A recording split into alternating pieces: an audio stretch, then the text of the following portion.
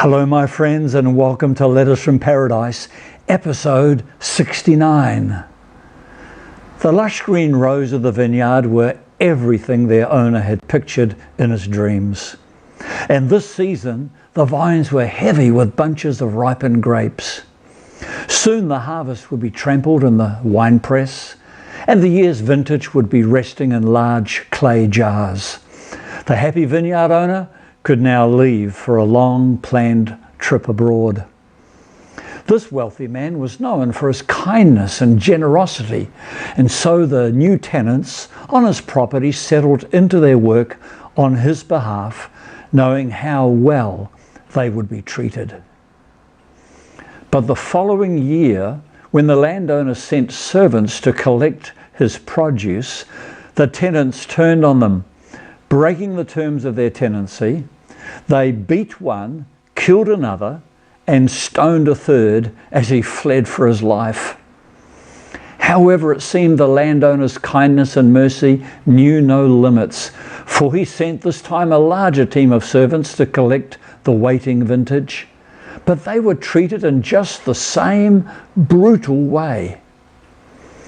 Ever forgiving, and as a last attempt to restore all the hopes he had at first held for his much-loved vineyard, the kind landlord decided to send his son. Like his father, the son had great affection for the vineyard and had wept over what had happened, longing for it to be a place of peace and blessing for any who would enter its walls. He wept knowing the calamity that would come should the tenants persist in their defiance. But when the tenant vine dressers saw the son arrive, they rubbed their hands in greed. "This is the heir. Let's kill him and have it all for ourselves."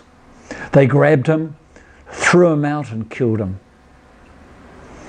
According to the tenancy covenant between the landowner and the vine dressers, both parties were bound to certain consequences if the agreement was broken.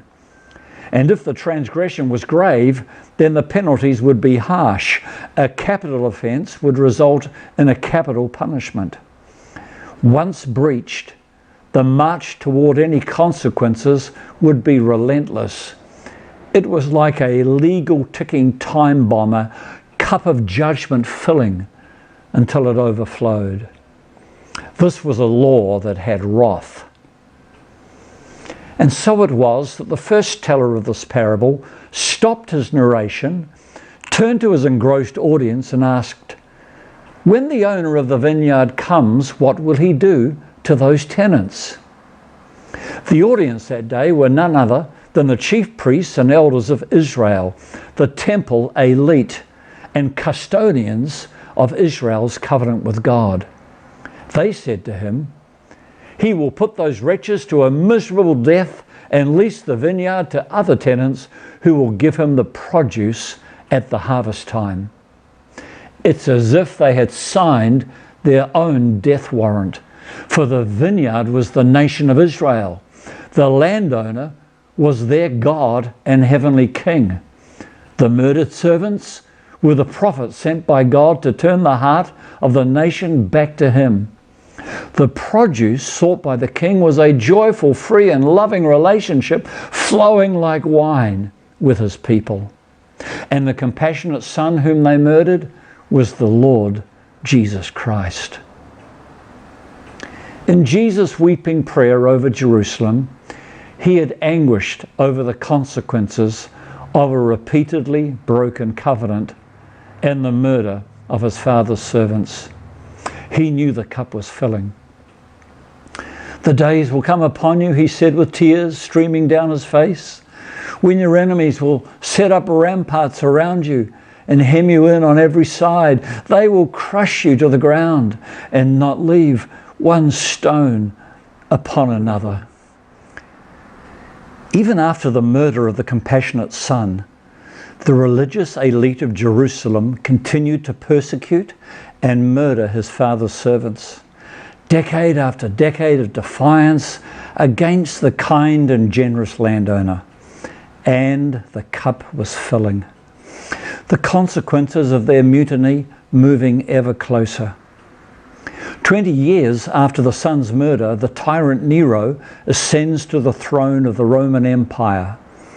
15 years later, he sends troops into Israel to put down a Jewish revolt. The cup is about to overflow.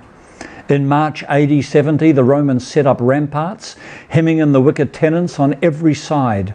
Within a few months, the cup of judgment overflowed, and the tear-soaked fears of the loving Son were played out. Jerusalem was crushed.